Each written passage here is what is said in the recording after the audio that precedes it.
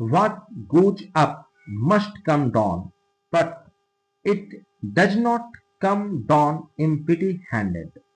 जो ऊपर जाएगा वो नीचे जरूर आएगा, लेकिन खाली हाथ नहीं। वो खाली हाथ वापस नहीं आएगा। तो वेलकम टू एनर्जी का झकास दुनिया, यहाँ जहां पेंडुलम स्प्रिंग और इलेक्ट्रॉन तक में छुपा है मोशन, हीट, लाइट और यूनिवर्स के सबसे गहरे राज।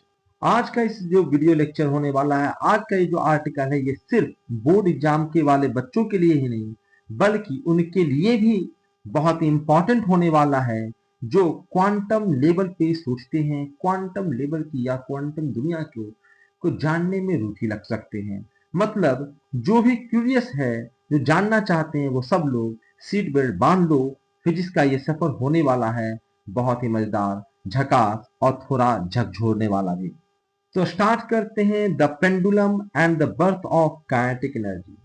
जरा पेंडुलम इमेजिन करो, वही पेंडुलम जो आपके स्कूल में लटकता रहता था आपके लैब में, या जो अगर आपको घंटी बजता होगा आपके स्कूल में तो डंडा से जो आप हथौड़े से जो बेल पे आप हिट करते थे और वो जो घंटी था वो इधर उधर डोलता था, वही था पेंडुलम। उसी पेंडुलम की मैं बात कर रहा हूँ। जब पेंडुलम को खींच के छोड़ते हो, जब पेंडुलम को तुमने कभी भी खींच के छोड़ते हो तो नीचे आते वक्त वो फास्टेस्ट हो जाता होता है और हाइट पर मिनिमम स्पीड से चलता है। अब सोचो ऊंचाई कहाँ गई, यानी पोटेंशियल एनर्जी का क्या हुआ? बूम, वो बदल गया है काइनेटिक एनर्जी में, यानी कि मोशन की ताकत। पेंडुलम को फिर से ऊपर जाने की ताकत मिलती है इसी काइनेटिक एनर्जी से। फेनमैन साहब कहते हैं कि पाथ छोड़ो, energy depends only on speed and weight. Speed और वेट पे आपका काइनेटिक एनर्जी डिपेंड करता है। अगर हल्का सा हम डिटेल में समझे पेंडुलम को तो आप जानते हो कि पेंडुलम इस प्रकार से लटका रहता है। ठीक है, एक मास है जो किसी खुट्टी से, किसी हिंज से टंगा हुआ है और ये इस प्रकार से डोलता रहता है। ठीक है, कभी यहां था तो कभी यहां पर पहुंचा, ये इस प्रकार से डोल रहा था। ठीक है, यहां पर जब वो सबसे नीचे था तब इसका पोटेंशियल एनर्जी भैया मैक्सिमम था। जब नीचे था तो पोटेंशियल एनर्जी क्या था जी? कहता मिनिमम था। सबसे नीचे ना है तो मिनिमम ना, सबसे मिनिमम था। और काइनेटिक एनर्जी क्या था जी? कहता सर काइनेटिक एनर्जी इस बार मैक्सिमम था। इसके पास काइनेटिक एनर्जी है तभी तो ऊपर जाएगा, इसके पास वेलोसिटी है। और जैसे वो सबसे हाईएस्ट एक्सट्रीम पॉइंट पे पहुंचा है, जैसे वो एक्सट्रीम पॉइंट पे पहुंचा है, कहता इसका काइनेटिक एनर्जी जीरो हो गया है। ठीक है, उसका वेलोसिटी जीरो होगा तभी तो नीचे आएगा। काइनेटिक एनर्जी जीरो हो गया और पोटेंशियल एनर्जी जो है वो अपने मैक्सिमम पर है। पोटेंशियल एनर्जी अपने मैक्सिमम पर है क्योंकि वो मैक्सिमम हाइट पे है। सेम यहाँ पे इस एक्सट्रीम पोजीशन पे भी आपका काइनेटिक एनर्जी जो है वो जीरो हो चुका है क्योंकि यहाँ पर रुक गया है और पोटेंशियल एनर्जी जो है वो अपने मैक्सिमम लेवल पे है। ठीक है, बाकी बीच का स्थिति में उसी प्रकार से जैसे जैसे नीचे आ रहा है आपका पोटेंशियल एनर्जी कमता जा रहा है, काइनेटिक एनर्जी बढ़ता जा रहा है। जैसे जैसे ऊपर जा रहा है वैसे वैसे आपका काइनेटिक एनर्जी धीरे धीरे कमता जा रहा है और पोटेंशियल एनर्जी बढ़ता जा रहा है। इस प्रकार से पेंडुलम एनर्जी में को कन्वर्ट करता है, कभी पोटेंशियल बढ़ता है तो कभी काइनेटिक बढ़ता है, लेकिन टोटल एनर्जी तो भैया कंजर्व ही रहना है। जितना एनर्जी देकर भेजे थे उसमें ना तो इजाफा होगा ना ही वो मरेगा। एनर्जी एनर्जी तो जितना था उतना है और उतना ही रहेगा। तो फेनमैन साहब ने कहा था कि आप काइनेटिक एनर्जी की बात कर रहे हो तो काइनेटिक एनर्जी में आप उसके पाथ को छोड़ो, ये डिपेंड करता है स्पीड और वेट पे। ठीक है, ये सिर्फ डिपेंड करता है स्पीड और वेट पे। तो अगर हम इसके फॉर्मूला की तरफ चले तो अगर किसी ऑब्जेक्ट का वेट कितना है जी? कहता है W है और उसका स्पीड से, इसी स्पीड से वो h हाइट तक जाता है तो उसका काइनेटिक एनर्जी होगा W इंटू एच। ठीक है, W इंटू एच। अगर वेट, मैं मास की बात नहीं कर रहा हूं, अगर वेट W है और h उसका हाइट तक गया हुआ है तो उसका काइनेटिक एनर्जी में कितना बदल के आएगा? ठीक है, तो वो W इंटू एच में बदल के आएगा। ठीक है, मैंने अभी अभी आपको इस प्रकार से दिखाया था। ठीक है, कहता है कि मान लेते हैं यहाँ पे एनर्जी नहीं था तो सारा काइनेटिक जितना ऊपर गया है उतना काइनेटिक एनर्जी, जितना ऊपर से नीचे आया है उतना ही पोटेंशियल एनर्जी कितना बदल जाएगा? काइनेटिक एनर्जी में। तो कितना काम हुआ है? तो W इंटू एच। ठीक है, और यही किससे बदलेगा? कहता है काइनेटिक एनर्जी में जो होगा हाफ ऑफ mv स्क्वायर। तो किसके बराबर हो जाएगा, हाफ ऑफ mv स्क्वायर। ठीक है, यानी कि यही आपका काइनेटिक एनर्जी का फॉर्मूला है, ये आपका काइनेटिक एनर्जी का फॉर्मूला है, और यही फॉर्मूला किसके बराबर है, कहता है कि हाफ ऑफ mv स्क्वायर। ठीक है, काइनेटिक एनर्जी किसके बराबर है जी, तो वही लॉजिक से बनता है क्लासिकल फॉर्मूला, कौन सा, हाफ ऑफ mv स्क्वायर। ये क्लासिकल फॉर्मूला बनता है। अगर यकीन नहीं हो रहा है तो हम उसको ड्राइव करके देख सकते हैं। ड्राइव करके क्या देखना है जी, कह रहा हूं कि मैं एक, आपके पास मास है, आपके पास एक मास है, ठीक है, m मास है, और तुमने इसे फेंका है v वेलोसिटी से। इसके पास कुछ काइनेटिक एनर्जी है, क्योंकि काइनेटिक एनर्जी होता क्या है, तो देखो मैं एनर्जी को बाद में डिटेल में डिस्कस करूंगा, यहाँ पे बस आपको इंटरेस्ट दिलाने के लिए चीजों को रखा जा रहा है आपके सामने। ठीक है, तो हम v वेलोसिटी से फेंक रहे हैं, तो हम जान रहे हैं कि इसके पास कुछ काइनेटिक एनर्जी है, तो कितना है ये देखना चाहते हैं। तो पोटेंशियल एनर्जी हमें पता है, पोटेंशियल एनर्जी फॉर्मूले से हम इसे कैलकुलेट करेंगे। ठीक है, कहता है ये यहाँ पे अगर आपने फेंका है, ये ऊपर जाएगा, ऊपर जाएगा तो कितना ऊपर जाएगा जी, कहता ऊपर जाएगा और ऊपर जाके नीचे गिरेगा। कहता ये ऊपर कितना जाएगा ये हम निकालना चाहते हैं। ठीक है, ये हाइट कितना है यही हम निकालना चाहते हैं, कितना हाइट तक गया है, क्योंकि जो मैक्सिमम हाइट पे ये गया होगा उसी वक्त इसका पोटेंशियल एनर्जी रहा होगा मैक्सिमम, जब ये काइनेटिक एनर्जी इसका मिनिमम रहा होगा। यानी कि यहाँ पे काइनेटिक एनर्जी 0 था, पोटेंशियल एनर्जी मैक्सिमम था, और पोटेंशियल था कितना, तो कहता एम जी एच। मैं इसी एम जी एच से इसका काइनेटिक एनर्जी निकालूंगा, क्योंकि इसका जो पूरा का पूरा पोटेंशियल एनर्जी उस पर 0 हो गया है, तो सारा का सारा काइनेटिक एनर्जी में निश्चित रूप से कन्वर्ट हो गया होगा, तो हम उसी को निकालना चाहते हैं।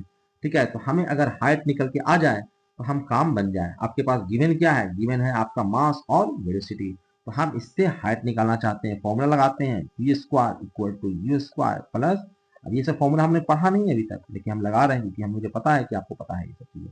ठीक है, अब v वेलोसिटी से हमने दिया है, तो फाइनली यहाँ पे रुक गया है, काइनेटिक एनर्जी 0 है, जाहिर सी बात है कि अगर काइनेटिक एनर्जी वहाँ पे 0 है, ठीक है, अगर वहाँ पे काइनेटिक एनर्जी 0 है तो फाइनल वेलोसिटी कितना हो गया होगा, 0 हो गया होगा।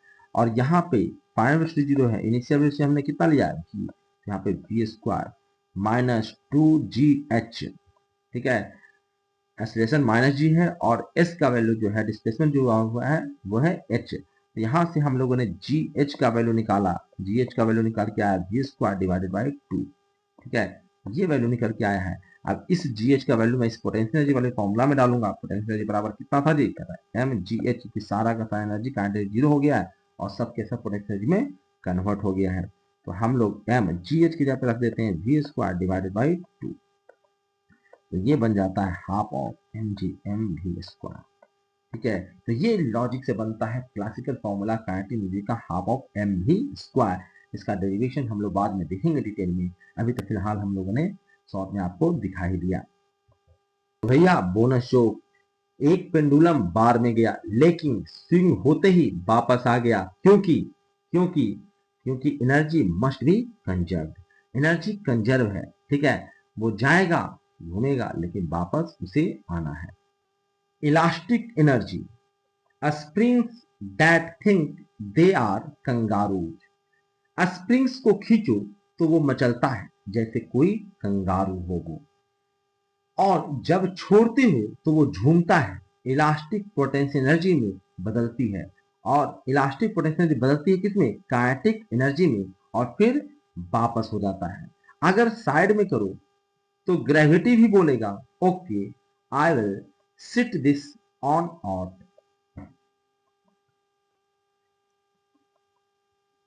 लेकिन यह स्प्रिंग हमेशा नहीं नाचेगा। और क्यों नहीं नाचेगा, जवाब नीचे छिपा है। कहता है कि जब स्प्रिंग को आप ऐसे खींचतान करोगी तो स्प्रिंग स्प्रिंग हल्का गर्म हो जाता है। अंदर के जो एटम्स हैं, अंदर के जो एटम्स हैं वो डिस्को डांस करने लगते हैं। यही वाइब्रेशन इक्वल टू होता है काइनेटिक एनर्जी। ठीक है, और काइनेटिक एनर्जी का मतलब है हीट। ठीक है, सारा खेल देखो तुम लोग हीट एनर्जी और ढेर प्रकार का एनर्जी पड़ता है, और हम लोग यही कहते हैं देव, और सारे देव एक ही है। ठीक है, हमारे शास्त्रों में वेदों में कहा गया जितनी भी एनर्जी को देव शब्दों से सूचित किया गया है, जैसे पवन देव, विंड एनर्जी को हमने कह दिया पवन देव। ठीक है, हमने हीट एनर्जी को कह दिया अग्निदेव, अग्निदेव, हमने सबको देव कह दिया। ठीक है, और फिर आखिरी में क्या कहा कि सारे देवता एक हैं। हमने क्या कहा, सारे वेव एक हैं। यही मैं बताना चाह रहा हूँ कि जिसे तुम हीट एनर्जी कह के अलग पढ़ रहे थे, एक्चुअली हीट एनर्जी को अलग एनर्जी नहीं है, ये और एनर्जी कहाँ से आया, बताइए। हीट एनर्जी जो आ रहा है वो मॉलिक्यूल्स के वाइब्रेशन के कारण आ रहा है, और माइक्रो मॉलिक्यूल्स की वाइब्रेशन मतलब कि काइनेटिक एनर्जी। उस मॉलिक्यूल्स के पास जो इंटरनल काइनेटिक एनर्जी है वही आपका हीट है, यानी vibration equal to internal kinetic energy equal to heat. ठीक है, तो क्या आप जानते हो, डिड यू नो, मोशन दिखे ना दिखे, एटम हमेशा सीक्रेटली पार्टी कर रहे होते हैं, हिल डोल कर रहे होते हैं, वाइब्रेट कर रहे होते हैं, नाच गा रहे होते हैं, चाहे वहां पे मोशन आपको दिखे या ना दिखे। आपका जो रखा हुआ चेयर है या आप जिस पे बैठे हो, ठीक है, जिस पेन से देख रहे हो या जिस मोबाइल में मुझे देख रहे हो आप, उसके भी पार्टिकल्स इधर उधर वाइब्रेट कर रहे हैं, हिल डोल रहा है, वो भी जिसको डांस कर रहा है, रुका हुआ कोई नहीं है। ठीक है, sneaky licks, why no machine is perfect, क्यों दुनिया में कोई भी ऐसा मशीन नहीं है जो परफेक्ट है। तो कहता है हम एक्सपेरिमेंट में थोड़ा एनर्जी, चाहे कोई भी एक्सपेरिमेंट करे उसमें थोड़ा सा एनर्जी, थोड़ा ना थोड़ा एनर्जी गायब हो जाता है। ऐसा लगता है, हम ऐसा महसूस हम कर सकते हैं क्योंकि हमने पेंडुलम को एक बार इधर से डुला कर छोड़ दिया, उसको जिंदगी भर ऐसे डोलते रहना चाहिए था, पर ऐसा नहीं होता है। हमने पेंडुलम को डोलाया तो पहले इतना दूर डोलाते, धीरे धीरे कमते कमते कमते कमते क्या हो जाता है, रुक जाता है। तो ऐसा क्यों, क्योंकि एनर्जी वहां पे जाया हो रहा है। कहता एनर्जी गया कहाँ सर, अभी तो आप कहते थे कि एनर्जी ना तो जन्म लेता है ना मरता है, ठीक है, तो फिर एनर्जी गया कहाँ। कहता है कि वहां पे एनर्जी कुछ अनयूजुअल फॉर्म में कन्वर्ट हो गया है जो तुम्हारे उपयोग का नहीं रह गया है। ठीक है, असल में एनर्जी मैकेनिकल से हीट में कन्वर्ट हो जा रहा है। हीट भी एनर्जी है, लेकिन वो हीट का एनर्जी को आप यूज नहीं कर पा रहे हो। वहां पे पेंडुलम गर्म हो रहा है, पेंडुलम साउंड क्रिएट कर रहा है, फ्रिक्शन को जहां पे तुम बांध रखे हो वहां पे कुछ फ्रिक्शन हो रहा होगा, उस फ्रिक्शन से हीट जनरेट हो रहा होगा। ठीक है, कुछ ना कुछ एनर्जी, मैकेनिकल एनर्जी जो है वो हीट एनर्जी में कन्वर्ट हो गया है। यानी एटम जो है वो जिंगल करते हैं, मस्ती कर रहा है, और मस्ती करके एनर्जी को बर्बाद कर दे रहा है। बर्बाद करने का मतलब है यूज का नहीं रहने दिया। ठीक है, इसी वजह से पेंडुलम या स्प्रिंग हमेशा नहीं चलता, यूनिवर्स हीट टैक्स वसूलता है। अगर कोई काम हो रहा है तो हीट के फॉर्म में ये यूनिवर्स जो है वो आपसे टैक्स वसूलता है, यानी आपसे एनर्जी कुछ ना कुछ छीनता रहता है, वरना आप जीवन में काम ही नहीं करते। ठीक है, आपका क्या होता, एक बार पंखा चला देते वो जीवन भर चलता रहता। ठीक है, क्योंकि एनर्जी जाया नहीं होता। तो भगवान कहते हैं कि ऐसे नहीं काम चलेगा। ठीक है, पंखा तुम चला तो लो, लेकिन धीरे धीरे उससे एनर्जी हम हीट के फॉर्म में टैक्स के रूप में वसूलते रहेंगे। तो ये किस्सा हो रहा है दुनिया के साथ और हमें पता भी नहीं था। एनर्जी एवेंजर्स, ठीक है, जैसे एवेंजर्स असेंबल होते हैं वैसी प्रकार से यहाँ पे एनर्जी भी हम देखने जा रहे हैं कि एनर्जी सिर्फ मैकेनिकल एनर्जी नहीं था, सिर्फ पोटेंशियल और काइनेटिक एनर्जी तक ही एनर्जी सीमित नहीं है। हमने हीट एनर्जी भी देखा पर उतना तक ही खत्म नहीं हुआ, और भी एनर्जी है, बहुत प्रकार की एनर्जी है। ठीक है, और ऐसा नहीं कि मैं एनर्जी को बस इंट्रोड्यूस कर रहा हूँ आपके सामने। ठीक है, मैं उसका डेफिनेशन नहीं दे रहा हूँ, बस उसे फील कराने की आपकी कोशिश कर रहा हूँ, क्योंकि एनर्जी का डेफिनेशन आपने रेगुलर क्लास के बुक्स वगैरह में आपने पढ़ रखा है। तथा इलेक्ट्रिकल एनर्जी, इलेक्ट्रिक एनर्जी क्या है, कहता चार्जेज पुश और पुल करते हैं, और इसी जैम्प में छुपा होता है बिजली की ताकत, बिजली का एनर्जी। ठीक है, इलेक्ट्रिसिटी का एनर्जी। ठीक है, दूसरा है आपका रेडियंट एनर्जी यानी कि लाइट एनर्जी। कहता लाइट मतलब कि इलेक्ट्रोमैग्नेटिक वेव्स, ये इलेक्ट्रिक भी है, मैग्नेटिक भी, और डैजलिंग फेबुलस भी है। ठीक है, ये क्या है जी, कहता इलेक्ट्रिक भी है, मैग्नेटिक भी है, और ये जो है वो डेजलिंगली फेबुलस भी है। ठीक है, हर चीज है ये। ठीक है, ये खतरनाक चीज है। ये क्या है जी, खतरनाक चीज है रेडिएट एनर्जी।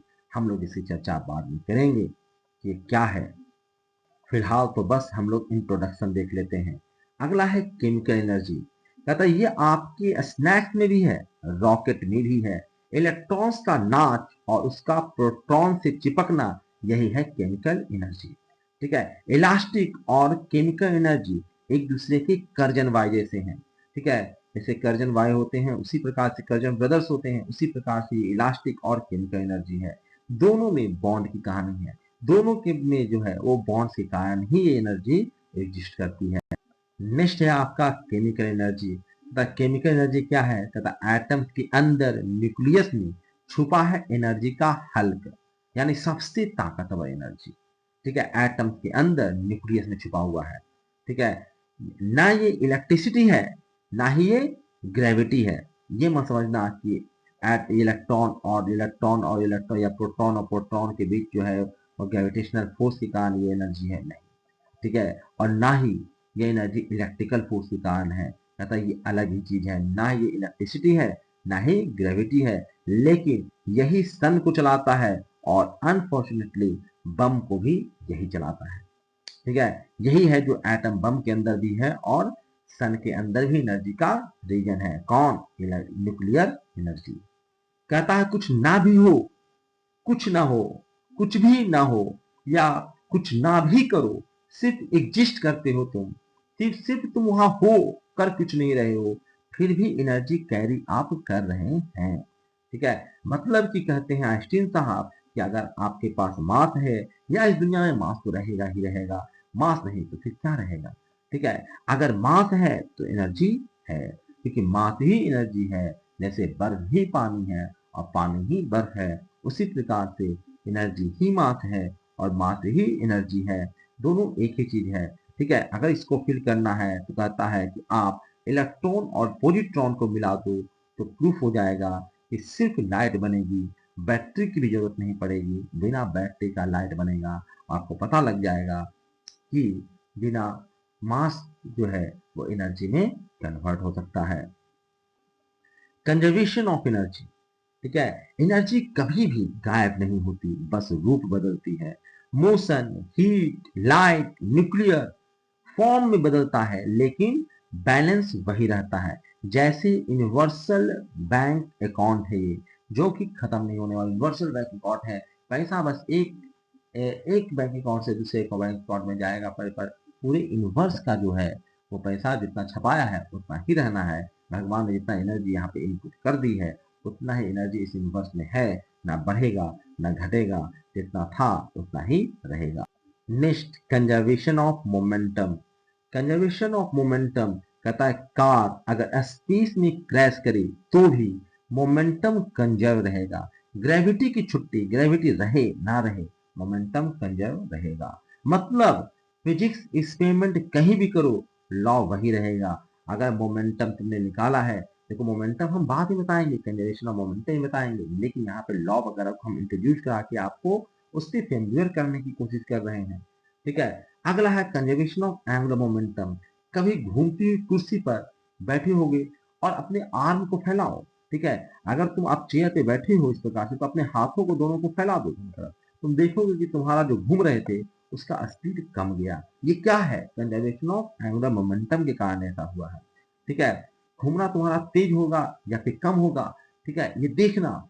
और ये सब जो भी हो रहा है वो क्यों हो रहा है? कंजर्वेशन ऑफ एंगुलर मोमेंटम के कारण। ठीक है, बस वही एंगुलर मोमेंटम है, यूनिवर्स भी इसे मानता है। जब कोई नहीं देख रहा होता है तब भी यूनिवर्स इन नियमों को फॉलो करता है। The quantum connection. Energy, momentum और एंगुलर मोमेंटम ये सब जुड़े हैं स्पेस और टाइम की सिमेट्री से। फिजिक्स धीरे से कहता है अगर टाइम में कुछ नहीं बदल रहा है तो एनर्जी कंजर्व होगी, अगर स्पेस में कुछ फिक्स है तो मोमेंटम कंजर्व रहेगा। देखो हमने कहां से चीजों को कहां लेकर आया, ठीक है, कहां से कनेक्शन जोड़ा। ठीक है, अब जब हम लोग चैप्टर स्टार्ट करेंगे और डिटेल में उसको समझेंगे तब मैं हर चीज को प्रूव करके दिखाऊंगा। क्वांटम कनेक्शन क्या है? बस यहाँ ये जानो कि अगर टाइम में कुछ नहीं बदल रहा है इसका मतलब एनर्जी कंजर्व है। आपने एनर्जी टाइम इक्वेशंस या अपने स्पेस टाइम थ्योरी पढ़ा होगा। इसी चीज को मैं यहाँ पे कंक्लूड करने की कोशिश कर रहा हूँ, दोनों को लिंक करने की कोशिश कर रहा हूँ कि अगर टाइम में कुछ नहीं बदल रहा है तो एनर्जी कंजर्व होगा, अगर स्पेस में कुछ फिक्स है तो उसका मोमेंटम कंजर्व रहेगा। ये मैं कहना चाह रहा हूँ। अब ultimate mystery, what is energy? ठीक है, हम एनर्जी को नंबर्स में ट्रीट करते हैं, लेकिन असल में ये स्पून से उठाने लायक चीज नहीं है। ठीक है, क्वांटम वर्ल्ड में फोटॉन्स की एनर्जी होती है प्लैंक्स कांस्टेंट इनटू फ्रीक्वेंसी। आपने पढ़ा होगा इक्वल टू एच म्यू। ये होती है क्वांटम वर्ल्ड में फोटोन की एनर्जी। ठीक है, क्या होती है जी? Planck constant into frequency. पर एनर्जी लीगो ब्लॉक्स नहीं जैसे नहीं होती है, ये स्मूथ स्लिपरी और सुपर वायर्ड होती है, सुपर वायर्ड होती है। ठीक है, फेमन साहब कहते हैं कि हम एनर्जी को डीपली नहीं समझते, लेकिन ये मैजिक की तरह काम करती है, ऐसा फेमन साहब कहते हैं। अगर इस पूरे लेक्चर का फाइनल थॉट्स में देना चाहूं तो मैं कहूंगा एनर्जी सिर्फ इक्वेशंस का टॉपिक नहीं, ये यूनिवर्स की गेम थ्योरी है। एप्पल गिरता है, स्टार जलता है, स्प्रिंग उछलता है, इलेक्ट्रॉन नाचता है, सब एनर्जी के कारण हो रहा है। और फेनमन के स्टाइल में कहें तो फिजिक्स जानना नहीं है, ये सिर्फ जानना नहीं है, फिजिक्स अच्छे से वंडर करना फिजिक्स है। ठीक है, सिर्फ फिजिक्स को जानना ही फिजिक्स नहीं है। फिजिक्स क्या है जी? पता है, ये अच्छे से वंडर करना। ठीक है, अच्छे से वंडर करना फिजिक्स है। ये है आज का पूरा थॉट्स। उम्मीद करता हूँ ये चीजें पसंद आई होगी। अब हम लोग एकदम स्टार्टिंग से फिजिक्स स्टार्ट करेंगे। ये तो बस तुम्हें फिजिक्स में इंटरेस्ट दिलाने के लिए बस इतने सारे वीडियो लेक्चर निकल गए, जिसमें हमने थोड़ा थोड़ा हर जगह से चीजें, जो इंटरेस्टिंग चीजें थी फिजिक्स की, वो आपके सामने सबसे पहले लेके आए थे। अब हम एक एक चीज को में आपको कमांड दिलाने की कोशिश करेंगे। चीजों को फिर से ध्यान रखिए, ये चीजों को समझाने के लिए है, ये न्यूमेरिकल्स नहीं है, ये जे नीट के कॉम्पिटिटिव एग्जाम नहीं है। ये फिजिक्स बच्चों को कैसे समझाना है, ये खासकर उन टीचर्स के लिए काफी इंपॉर्टेंट है जो फिजिक्स पढ़ाने वाले हैं छोटे क्लास के बच्चों के लिए। क्योंकि आपके पास अगर अच्छी अंडरस्टैंडिंग होगी फिजिक्स की, ठीक है, सिर्फ इक्वेशन लिखना फिजिक्स नहीं है। ठीक है, फिजिक्स की अंडरस्टैंडिंग होनी चाहिए, फिजिक्स क्या है उसे फील करना आना चाहिए, तब जाके आप दूसरों को अच्छे से फिजिक्स समझा सकते हो। ठीक है, बता सकते हो, वो फील करा सकते हो, उसमें इंटरेस्ट दिला सकते हो। तो यदि आप ऐसे टीचर्स, आपके टीचर्स जो भी आपको पढ़ा रहे हैं, उनके साथ ये वीडियो लेक्चर को जरूर शेयर कीजिए, उनको भी फायदा करेगा और आपको तो फायदा कर ही रहा है। आपको तो फील दिला ही रहा है फिजिक्स से। ठीक है, फिजिक्स में इंटरेस्ट निश्चित रूप से दिलाएगा।